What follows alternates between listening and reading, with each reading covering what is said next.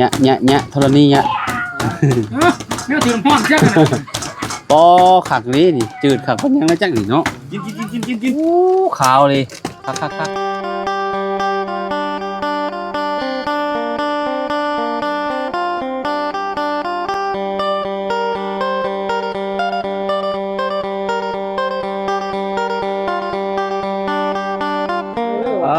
พี่น้องเอ้ยเนาะสบายดีเด้อปอโธ่เฮ็ดหยังกันดิโดยอบอุ่นขนาดแต่ว่าอยู่อบอุ่นขนาดเลยอ่ะฮะใกล้เตาไฟลืมพวกเอาเลยโอ้เนื่องจากเลิกงานดึกเงินดึกแม่นเฮาก็ต้องจำเป็นนี่ใช่แกน้องป๊อป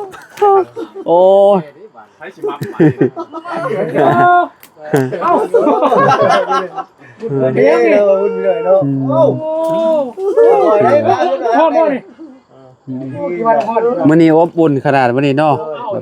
อบมาบ่ปากกระตาไม่สิขาดเด้อป๊อปเป็นหยังน่ะกินข้าวบ่บ่แม่นล้างยานางใบยานางเมื่อกี้นี่ก็อายเป็นคนมันฮะใช่คนละคนบ่ใช่เขายังบ่ได้มาหาเจ้าบ่เสียงเมื่อกี้ทักมาเสียงบ่เสียงคนสิหายเอาแล้วบัดนี้เพราะว่าลืมเป็นของเพิ่น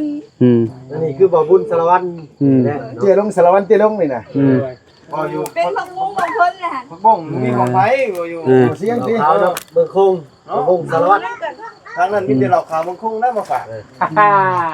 โอ้ลุงเพิ่มขึ้นบ่น่ะไผไม่รู้อ๋อแกงใส่เฮ็ดพร้อมเข็มนี่เข็มโดยที่เลยเนาะบุ้งเอิ้นเข็มนี่บ้านเจ้าเอิ้นเข็มนี่ล่ะเป็นเข็มนี่เอิ้นมาจากเข็มคิดเป็นเตรียเฮ็ดเด้ฮะเฮ็ดเด้ก็คืออันนี้แหละเฮ็ดเตรียปึ๊ดเตรียปึ๊ดโดยเตรียปึ๊ดเนาะอย่าโอ้เรามีบ่คือพร้อมแล้วคือน้อยแล้วสิใส่ไม่บ่ล่ะแม่นแบบนี้น่ะใส่บ่อันนี้บ่แม่นบ่นี่มักแตงบ่แกงสูตรที่งานกินบ่บ้านเราห้องหมดแตงได้เฮ้ยเนาะแกงน้ำไม้ทางเอิ้นบ่คือแน่ที่งานกินบ่เอาพี่น้องเอ้ยเดี๋ยวเฮือนน้องฮักเอาโอเคแล้วจ้ะเด้อป๊อปเอาไปก่อนไปไหนโดยจะน้องเพิ่นนั้นมาตำระวังได้ลุงโดยระวังเด้อเนาะโอ้ยจะหน่อยฮักผมลงนี่งานเข้าแล้วนี่พี่น้องเอ้ยเนาะมันมืดแบบนี้เนาะโอ้ยพี่น้องเอ้ยโอ้เนาะโดยมาเด้อบ่ลมดอกข่อยน่ะลุงเฮิมพุ่นแหละย่านลุงเฮิมพุ่นแหละอันเนาะ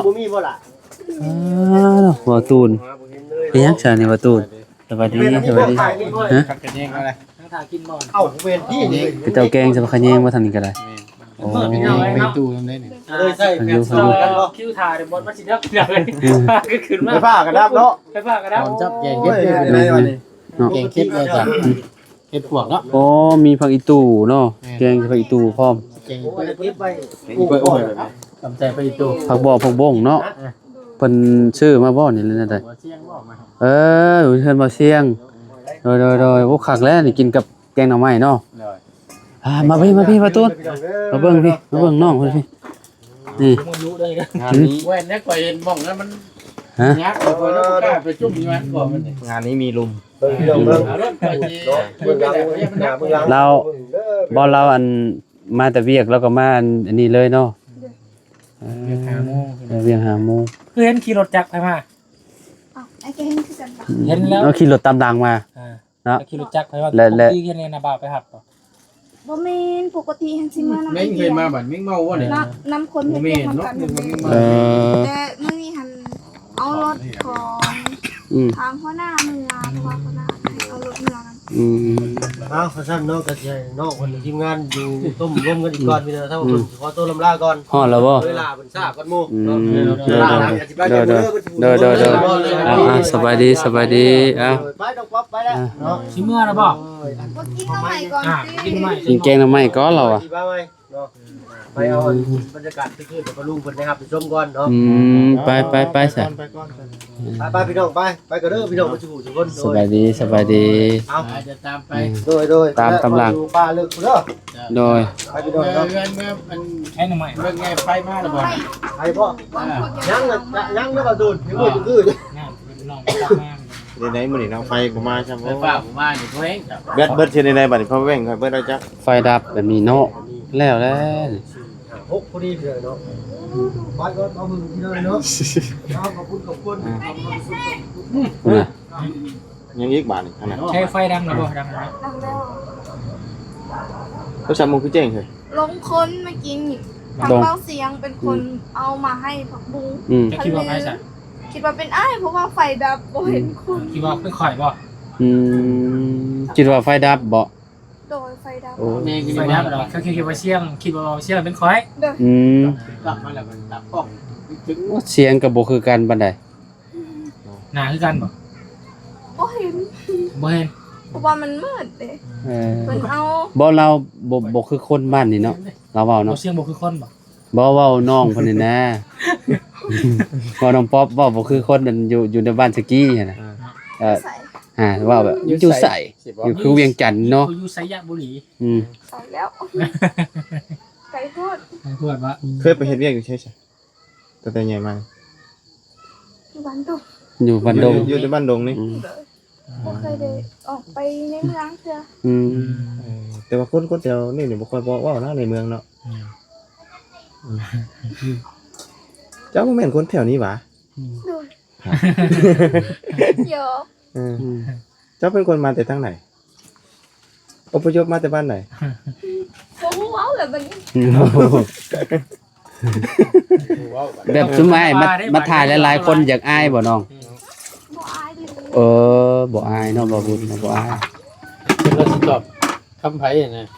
แม่น ตั้งรักบ่ทันอยู่ เปลี่ยนกันถามเด้อพี่น้องเอ้ยเนาะ งัดปรับเปลี่ยนกันเนาะ อย่าถามเราหลายเนาะ ไปยกให้บ่เพิ่มเมื่อกี้นี่ผู้บรรยายเราไล่ไปแล้วเรา เจ้าบัดนี้เอา ยาบัดนี้นะ อาจารย์ได้เอา บ่อะไรนะพี่น้อง โดนก็เพื่อนเด้ จะถอยไปใกล้แล้วประตูเลยโรงงานพูดเมื่อได้วับแม่ แม่นเด้อเนาะ แกง top ตาราง ตอนค่ำๆแบบนี้คักอยู่ได้เนาะ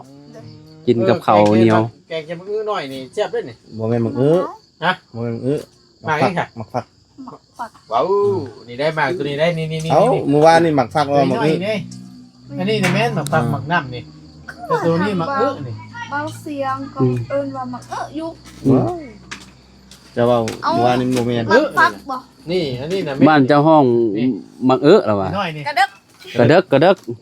โอ้ยนี่อยู่ใกล้ๆแล้วนี่ก็ยังไปทางอื่นอยู่ไฟมาแล้วพี่น้องเอ้ยไฟดาดหู ไปมาแล้วพี่น้องเอ้ย ตัวไหนน้อง มาแล้วบาทนี้ ครั้งแรกบ่นี่ซะ ตกใจ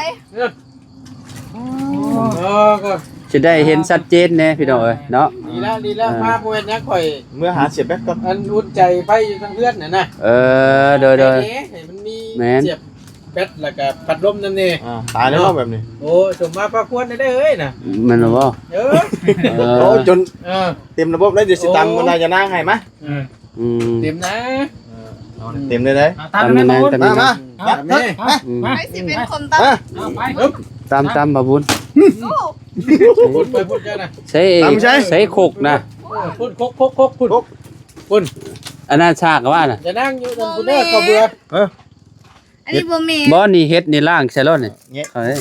ได้กิน ผมก็เบื่ออยู่เทิงน่ะ ได้เสร็จไปนี่ เทิงน่ะ บ่ได้ดอกว่ามันโดนแล้วมันแก่แล้วบ่จะ มันบอกมันแก่แล้วบ่ เพิ่นว่าสิได้เฮ็ดกินเพิ่นว่า ตาม เอา บ่เจ้า โอดเท่เนี่ย สางไม่ไร นี่แล้วสิได้เอาน่ะ สากสากอะไรจากสากบินดิ โอ้ผู้สาวสำน้อย เจ้างามเลิศลอยเมียนยังมัน ลืมมี เอาตาม เป็นเพลงเยอะ โอ้ไปบอกเจ้าเทน้ำใส่เลยเนาะเจ้าเทน้ำใส่พ่อเมื่อกี้นี่น่ะ แซ่บอยู่บ่ดีบาทนี่ น้องเพิ่นว่าสิได้กินอยู่บ่เขา มาเข้าไปเลยนะ ทำมันนี่ก่อนยันมันเป็นแบบเอาแต่นั่งมันซื่อ คันเอาแต่น้ำมันเนาะ จังซี่น่ะย่องเอา คือมันย้อยจ้ะเนาะ ย่องเอา บ่เราให้ตามดีแล้วเราบ่จะกินขี้มือเจ้าน่ะ ย่อง แม่นบ่อาจารย์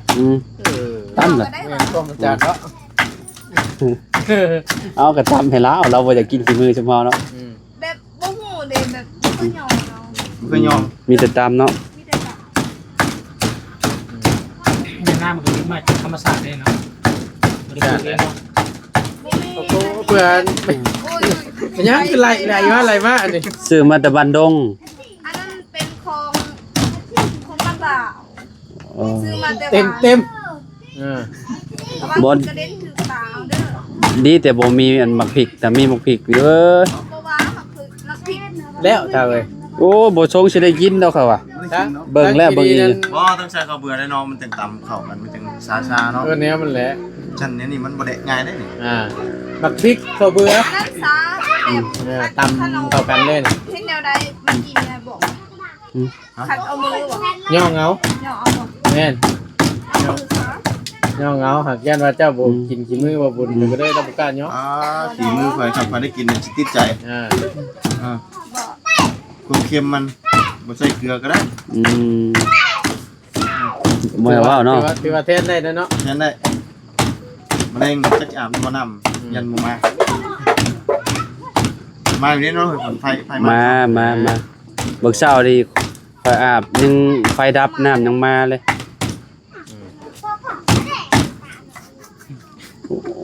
ตำละยุดบ่มันอยู่น้ำสากได้สากบ่นั่นปานใดเนาะ สากแล้วก็เนาะสากไม่ได้ สาก จากมันนักบ่ได้มันลำรับบ่ได้มาตรฐานมันบ่ได้ บ่ได้แล้วใส่เฮาเน้นเอาซื่อ มันต้องได้ให้น้ำหนักมันบาลานซ์กันด้วย เนี่ย ต่ำนี่ครับ โอ้ยเอาเว้ยยังบ่แลกอยู่ ไม่รู้ เว ว่า ลามูก็มาหามึง ว่ามีเฮาคนเดียวที่เอ้ยโอ้ยตายละปาน หมู่บ่มาติ บ่เป็นหยังบ่เป็นหยัง ใช้หินอยู่ใช่ ๆป๊อปปี้ นี่อยู่นี่บ่ระวังเด้ระวังเด้ ออกเด้อเด้อ กองเชียร์ก็อยู่ข้างล่างพวก สิบ่มากินแกงบ่แม่เด้อถ้าสิตำให้เจ้ากินนี่สิกินบ่ โอ้ธรณีเนี่ย ไม่เอาถึงห้องใช่ไหม ปอขักนี่นี่จืดขักเพิ่นยังแล้วจังนี่เนาะ กิน โอ้ขาวเลยคักคือสิอ่อนดีคิดว่า บ่คือได้เนาะเฮ้ยเฮาตำเนาะต้องให้เราตำเนาะมันบ่ได้มูดมันได้เนาะเฮ้ยเนาะ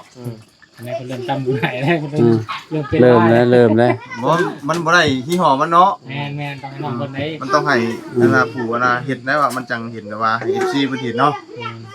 เอีกระวังเด้อเด็กน้อยเด้อ เริ่มเมื่อยแล้วข่อยเอาไปซักเลย บ่เพราะว่า FC นี่เพิ่นอยากเบิ่งน้องเพิ่นเฮ็ดเนาะมันบ่แม่นมาบุญนะ เราเฮ็ดเป็นเบิดเลยพี่น้องแกงหน่อมงหน่อไม้ เดี๋ยว เนาะ FC เพิ่นสิว่าเนาะมีแต่ว่าให้อีหลาเฮ็ดเด้อ หมดแล้ว ฝากน้องป๊อป เพราะว่า FC หลายคนเพิ่นอยากเห็นเจ้าเฮ็ดกับข้าวกับน้ำเนาะมันมาบุญนี่เพิ่นเห็นเรื่อยแล้ว ไปเดินนิด เห็นบ่ ฮะเด้เพิ่นคนควงสากกับคนอันนั้นเนาะคนน้องเพิ่นเคยเฮ็ดเด้ คนเคยเห็นมันมีจังหวะมันเนาะเปาะเนาะ คนเคยกับบ่เคยว่า เด้เราตำแบบเดียวแหลกเลยเด้ ป้าลกเจ้ากันนะ เราสิได้กินไว้เนาะ ก่อยเราตำบักโดนนึงติ ไปใส่ต่อไปย่อไปนี่ ก็แลกคือกันฮะเด้พี่น้องเนาะได้แล้วเนาะ เอาน้องมือ ไม่ย่องก็ได้ตำก็ได้ พี่ทึกนะอย่าเมื่อยเนาะ ไปเฮ้ยส่งมาป้าควนนี่เด้อวันนี้เด้อ โอ้ ดีมีแห้งนำได้เด้อ โดย สบายดีเด้อ สบายดี FC พี่น้องเนาะ สบายดี เจ้าพ่อไม้เจ้าน่ะ นะไม่ก่อยบุเลยบ่ได้ติดเลย โอ้ยพี่น้องเอ้ยเนาะมีแต่เทน้ำ ทั้งแม่ได้ค่ะ ไปเจ้าบอก แม่ทั้งไหนจ้ะ ไอ้บอได้ติดไหมเนาะ แม่จะเป็นไง ยัน แม่ยังมันมาอยู่ เมย์ไปลินเราอยากให้คอยเห็ดมีแกงทำไมให้ แม่ไปรีด พาแม่ว่าอยู่ โดย อืม สิเสียบอยู่บ่เนาะ พอกินได้อยู่ พอกิน แซ่บหอยหนึง แซ่บมื้อหนึงแซ่บบ่หลายเนาะ ใส่เป็นนวดลายอยู่บ่ ธรรมดาอาจสิเค็มกับบ่จัก บ่ระหว่างตำไอ้แกงหน่อไม้กับตำบักหุ่งเจ้ามักตัวใดเจ้าก็มักตำบ่ตำบักหุ่ง ตำก็มา Ờ. ส่วนหลายสิมักตำอันนั้นตำข้าวปุ้นหลาย พูดบ่ มืดแท้นะ ตำข้าวปุ้นตำข้าวปุ้นตำข้าวปุ้นจากมื้อบาบุญจัดข้าวปุ้นเด้อ โดย ไม่ให้เราตำให้กินมื้อใด ๆ เราหยุด เดินแบตคอยสิวัดแล้วมันมืดลงแล้ว โดยเอาสบายดีสบายดี มาเยี่ยมมายาม แกงหน่อไม้ก่อนบ่ บ่เป็นหยังขอบใจจงไว้กินมื้อเช้าเลยเด้อ สดใจสบายดี ขออยากพี่น้องเอ้ยขอบคุณหลายคน โดยให้เพิ่นกินเนาะอันนี้ก็คือแบบเฮาอยากถ่ายเนาะวิถีชีวิตทั้งน้องป๊อปให้เบิ่งยามแรงๆพี่น้องเอ้ยเนาะทั้งน้องเพิ่นก็ วันนี้นะ เฮ็ดอยู่เฮ็ดกินเนาะอันบ่มีแนวต้องบ่ซะน้อง บ่มีไง แบบ แต่คันเอามือเลย แบบว่ามีมุ้งมีหยังเทลงก็โอเคได้เนาะเอาบุญเนาะ ได้ มันจังบ่อันนั้น เสียดายบ่มีเนาะ ก็ได้อยู่ดอกเนาะเอาให้เจ้ากันต้องแบบนั้นแหละได้เลยเอา ว่าเฮ้ยมันคือยังบ่เขียวบ่หยังเลย เขียวอยู่ เขียวอยู่นึงๆเนาะได้อยู่แต่ละเทื่อมันสิเฮ็ดแบบนี้เนาะ ล้างมือก่อนคันเอามือก่อนเนาะ หึ ได้บ่ เอาตามสบาย คันเอามือ ตามสบายน้องแล้วน้องสบายไปแล้วก็จัดไป เก็บอะไรก็ได้เท่าที่น้ำช่วยเฮ็ด แต่เก่ามีแต่คั่นเนาะบ่ ตำก่อนจะกินสิคัน ตามแล้วก็คั่นเนาะ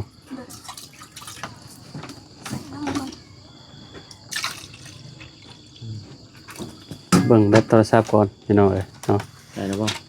มันเริ่มแล้วทางนี้ก็ได้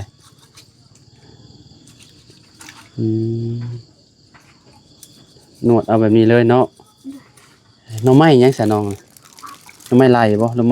ม้อัน ค่อยบ่ฮู้ หน่อไม้ไผ่เด้นี่ขาวๆบัดนี้หน่อไม้ไผ่แกงแซ่บหน่อไม้นี่หวานดีเนาะมื้อเช้านี่ฝนตกคักเลยมื้อเช้านี่เนาะ ตกล้มแกแหง อืม พาน้องไปลบอยู่เฮือนนาบะเอาปูน เอาเจ้าบ่ได้อยู่เฮือนเจ้าบ่ อันนั้น มันเปียกเบิดติ แบบตอนประมาณนอนอยู่เฮือนอยู่มื้อนี้ตอนประมาณ3 โมงบ่3 โมงกาย ลมแห้งดิฝนก็บ่ค่อยแห้งปานใด แต่ว่าลมเนาะ ก็เลยหนูน้องไป อยู่นี่ก็ได้ติ ลมเด้ เออ ลมแห้งยานพัดเฮือนว่า ยันเฮือนปิวไปติ โดยวันลมแห้งอีหลี ไปหลบอยู่พุ่นจักโมงจังมาเฮือนตัวเอง เศร้าพุ่นแหละ ตอนเช้าเนาะ เด้อ มันหัวบ่คือมันผ่าเขา บ่ได้หัวพา ย่านลมเด้ย่าน พาเข้านํแต่ว่าแบบฝนก็สิแบบบ่ค่อยได้ตกหลายแต่ว่ายามลมนี่แม่ค่อยสิยานแน่นนึงค่อยก็ยานเดี๋ยวเอิ้นน้องไปมีแต่น้องชายผู้เดียวนอนเพื่อนนี่เอิ้นให้ไปนำก็บ่ไป โดยฮะนวดเอาให้มันเขียว ถ้าบ่มีอันยะนางนี่เอาหยังแกงไข่ เขาเอิ้นไว้ยันโตค่อยบอกว่าสิเก็บ เงินมันนะ โอ้เอาใบมันสับปะหลังบ่ มันเกี่ยว มันแก้วบ่ใบมักพริกก็ได้เด้อ มันเกี่ยว ใบมักพริกแทนก็ได้ ได้ ได้เบิดเนาะ ใช่มันพริก ใบมักพริกเนาะ แต่มันเกี่ยวแต่ว่าจังไดมันก็สู่ยะนางบ่ได้ แม่นยะนางมันสิหอมกว่าเนาะคักนะ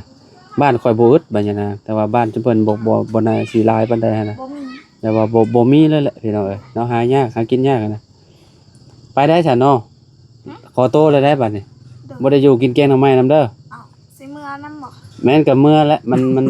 มันค่ำเลยเด้ โอ้ยบ่เป็นห เอ ยัง อ ไปมื้อไหนก็ได้ จงแม่นให้กินเด้อหยอก ไปซะพี่น้องเอ้ยเราอยู่ดีไปแฮงไปป้านเลยเด้อน้องป๊อบเด้อโดยสบายดีเด้อไปเด้อบ่าวบุญเด้อ ไปกันแล้ว หมดไปแล้วข่อย ไปแล้วพี่น้องเอ้ยเนาะคำมืดตื่นตาแล้วไปหาครับประทานอาหารก่อนพี่น้องเอ้ยเนาะทางน้องป๊อบเพิ่นก็หลายคนครอบครัวเพิ่นเนาะโอ้ยอยู่ดีมีเฮงขอบคุณหลายๆเด้อพี่น้องที่ติดตามเด้อพ่อๆกันคลิปหน้าสำหรับคลิปนี้ไปแล้วพี่น้องสบายดี